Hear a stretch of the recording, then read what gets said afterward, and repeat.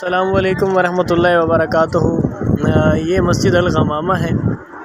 یہ بالکل حرم شریف کے بالکل سامنے ہے، اور اس کے سامنے مسجد ابوبکر صدیق کے نام سے ہے، اور یہ سامنے سیدنا علی ابن ابی طالب علیہ السلام کے نام سے مسجد ہے۔ تو یہ مساجد آقا سیدی رسول اللہ صلی اللہ علیہ وآلہ وسلم، صحابہ کرام اور سیدنا علی المرتضیٰ شیر خدا کرم الوجہ الکریم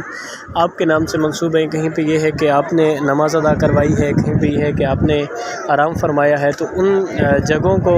جو ہے مساجد کے اس میں سانچے میں ڈھال کے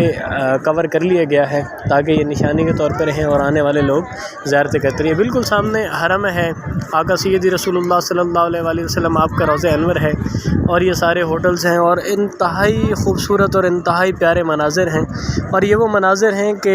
جن کو دیکھنے کے بعد روح جو ہے اتنی پرسکون ہو جاتی ہے کہ دل کرتا ہے یہ وہ مدینے کی گلیاں ہیں کہ جن میں انسان پل پل چلتا رہے، ہر لمحے ان گلیوں کے خاک اپنے سر میں ڈالتا رہے، اپنے ان گلیوں کے جو خاک ہے ان کو اپنی آنکھوں کا سرما بناتا رہے، اپنی زبان پہ لگاتا رہے، کیونکہ یہاں پہ یہ وہ جگہ ہیں کہ جہاں پہ ہر جگہ پہ میرے آقا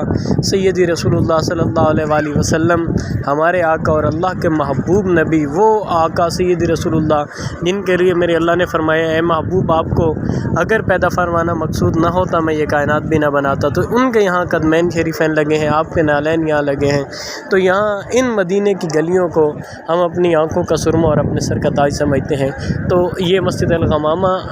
جامع